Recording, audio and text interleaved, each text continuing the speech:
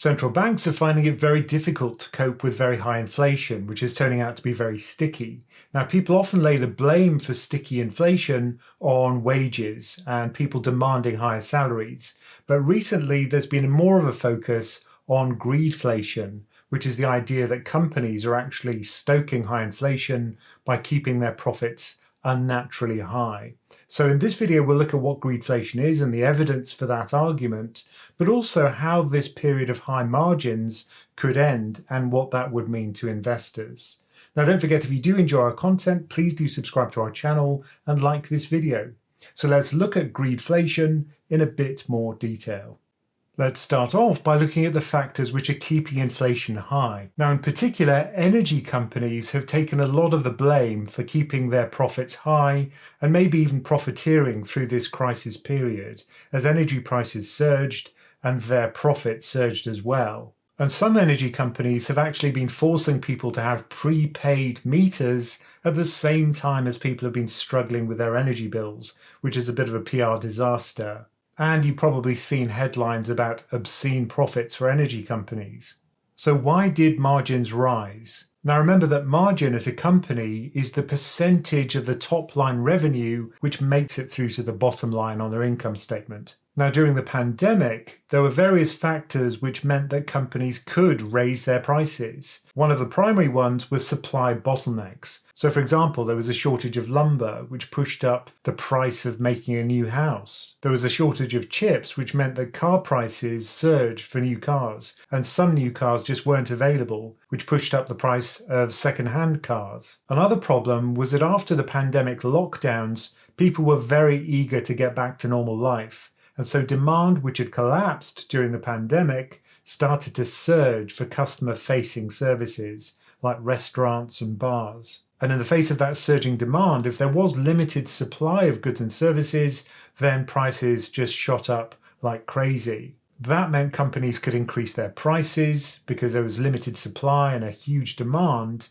and that increased their profits. But only if they managed to increase the prices more than was warranted by the rise in their input costs. Now, the ECB's come out and said that they think that large profits are behind a lot of the inflation that we're seeing right now. And you can see some of the evidence beside me for the Eurozone, where the unit labour costs, that's how much you have to pay each employee to produce a unit of services or goods, that's shown in orange, and the green region is the profits which companies generate for themselves. Notice that the unit profits are larger than the unit labour costs. And to quote the chief economist of the ECB, Philip Lane, he said many firms have been able to raise their profit margins in sectors faced with constrained supply and resurgent demand. Wages had only a limited influence on inflation over the past 2 years, and that the increase in profits had been significantly more dynamic. So in other words, a very polite way of describing greedflation.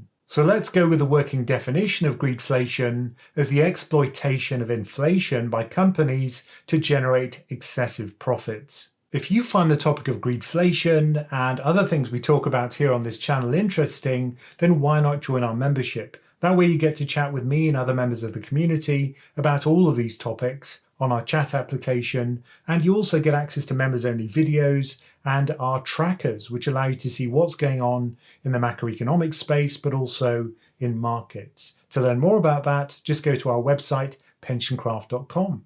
So we saw what drove margins to be higher, but what's keeping margins high right now? If we look at the S&P 500 in the US, we've got a very long time series going all the way back to 1992. And you can see that what's happened gradually over time, although there have been some dips, is that profit margins have gradually increased, such that in 1992, profit margins were below 5%, and currently they're above 10%. You can see that they have peaked already and they are now falling, but still, compared to history, they are very high. If we look at earnings for Q1 2023 and compare it with a year previously, we can break it down by sector and see what percentage of companies are reporting a fall in margins. That's the red shaded regions which you can see.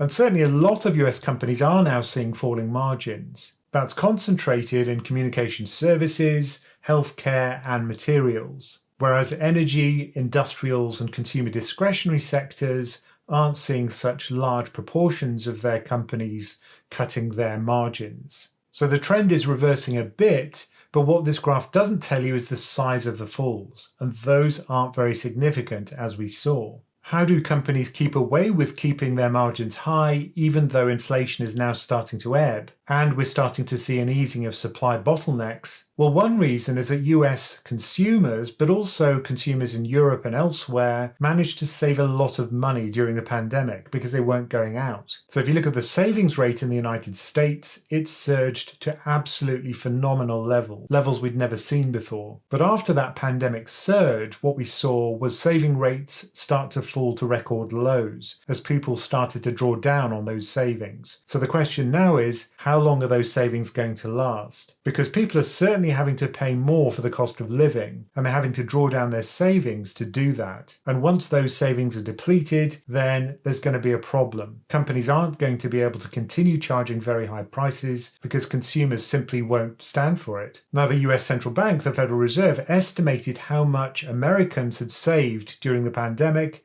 in total, and it came to over $2.3 trillion. Goldman Sachs, in this graph that you can see beside me, has extended that analysis and is working out how much of that money is now left. And there is quite a bit of it left, although it is being depleted quite rapidly. Now, when those savings are depleted, it'll suddenly be a very different story. Consumers will push back on high prices, and companies are going to be forced to cut their margins. And that's going to make them less profitable, and presumably that'll be a drag on equity prices.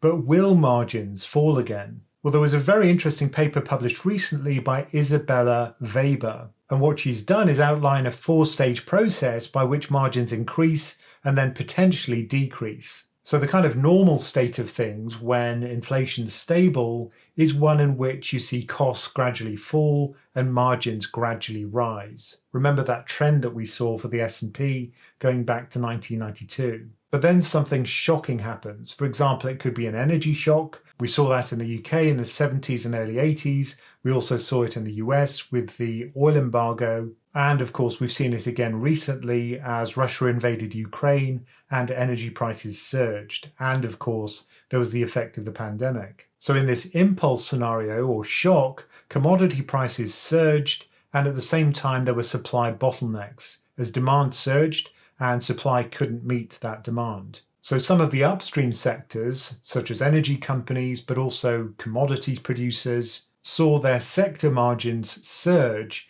and they put up prices. Then the next stage is propagation of that shock in prices to the broader economy. So for example, if you're a house builder and lumber prices have surged, you're going to have to charge your customers more money as well. Now, in this kind of environment, some companies are going to have short-lived monopolies, like lumber companies, where they can control prices. But as supply chains ease, that monopoly will subside, and so will their pricing power. But the way in which the whole process of rising wages and rising margins ends is when there's a conflict. This is consumers pushing back on companies and saying, look, I'm not going to buy your products, I'm going to buy it from somebody else who's going to charge me less. So in industries where there's a monopoly, such as the US tech sector, for example, it's very difficult to do that. And it's not only consumers, it's also labor. So the people who work for companies may demand more of the profits. So really, it seems like there's this tug of war, and ultimately somebody's got to give way. Is it going to be the workers at the companies who demand higher wages? Is it going to be consumers pushing down prices? Or is it going to be companies which reduce their margins? And at least so far, it seems to be that the companies are winning out. Their margins are staying very high, and they seem to be driving inflation at the moment, or at least a large proportion of it. And Isabella Weber provides evidence of that and breaks down inflation into components for labor and for corporate profits, and shows how recently corporate profits have made up a large proportion of those increases in prices. So as you can see, both in Europe and also in the United States, there's pretty strong evidence that there is greedflation. I think we're well past the point in time when margins should be coming down for companies because we don't have those supply bottlenecks in many cases, and we also don't have that energy spike. Energy in the US, for example, has gone into deflation year by year. Now, we've already had one quarter of falling year-on-year earnings in the US. We're going through a second where it's likely to happen again, and the forecast is we'll have a third falling year-on-year quarter of profits. So that's not great for the US market, and it's still not pricing in a big fall in margins. If we did, it would exacerbate the falls and perhaps extend them, and that's not going to be good for investors. We also saw that in Europe, margins have been very high. And remember, the European equity market has done unusually well recently. So that's another market in which a rug pull of falling margins could send equity prices tumbling. So I guess I'm in two minds about this, because as a consumer, I'd like to see prices falling, particularly the very high energy prices I'm paying. But as an investor, I think it could extend the equity market doldrums, which we're seeing right now. We'll just have to see how margins pan out and whether we do get this conflict from consumers and from workers, which force margins down. Now, don't forget our offer. If you do want to join our membership, you can go to PensionCraft.com to learn more. And as always, thank you for listening.